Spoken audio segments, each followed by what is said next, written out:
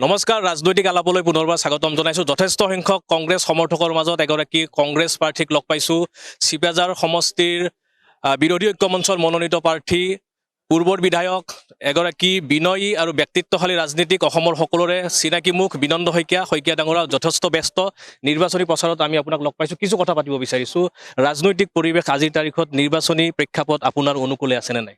মোৰ অনুকূলে আছে, কাৰণ মই যেতিয়া গ্ৰাউণ্ডত গৈছোঁ, ৰাইজৰ মাজলৈ গৈছোঁ, ৰাইজৰ যথেষ্ট উৎসাহ দেখিছোঁ। দুভাগ ৰাতিও মানুহ যেতিয়া ওলাই আহিছে, তেতিয়া ভাবিছোঁ যে মোৰ অনুকূলেই আছে, আৰু নহ'লেতো মানুহ ওলাই নাহিলেহেঁতেন এইধৰণে। ভালেই লাগিছে, আৰু বিজয়ী হ'ম বুলি নিশ্চিতভাৱে বিজয়ী হ'ম বুলি আশাবাদী। আপুনি পুৰণি ঘৰখনলৈ ঘূৰি আহিছে। পুৰণি ঘৰখনত আকৌ আপুনি একেই মৰম চেনেহ পাইছে আৰু দলে আপোনাৰ ওপৰত আস্থা বিশ্বাস ৰাখি পুনৰ আপোনাক আগবঢ়াই দিছে। আপুনি চিপাঝাৰ সমষ্টিত যিভাৱে গঢ়ি থৈ গৈছিল আৰু এই বিগত 5 বছৰত আপুনি পাৰ্থক্য কি দেখা পাইছে?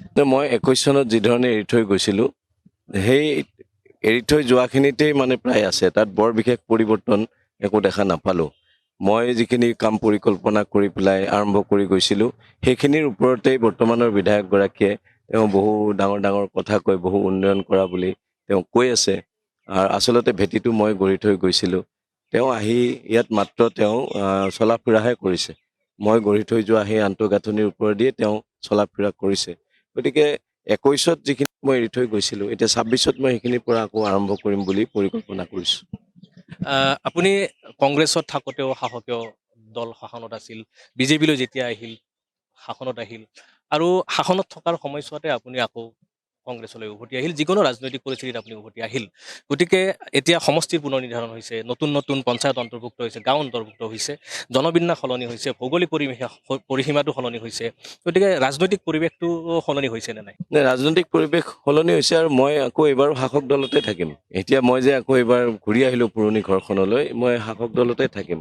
আৰু শাসক দলত থাকিয়েই ৰাইজৰ সেৱা কৰিম। আত্মবিশ্বাস আৰু আত্মপ্ৰত্যয় আমি দেখিবলৈ পাইছোঁ আপোনাৰ।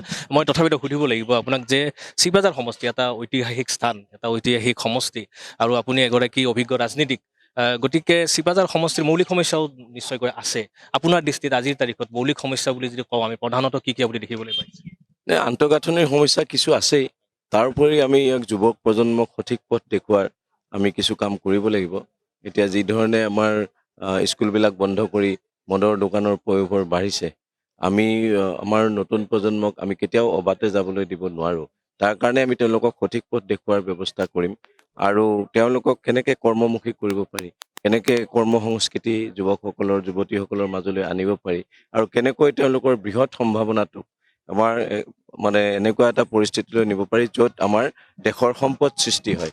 গতিকে দেশৰ সম্পদ সৃষ্টি কৰিবৰ কাৰণে, দেশখন আগুৱাই নিবৰ কাৰণে, সমাজখন আগুৱাই নিবৰ কাৰণে যুৱ প্ৰজন্মৰ প্ৰতিভাখিনি,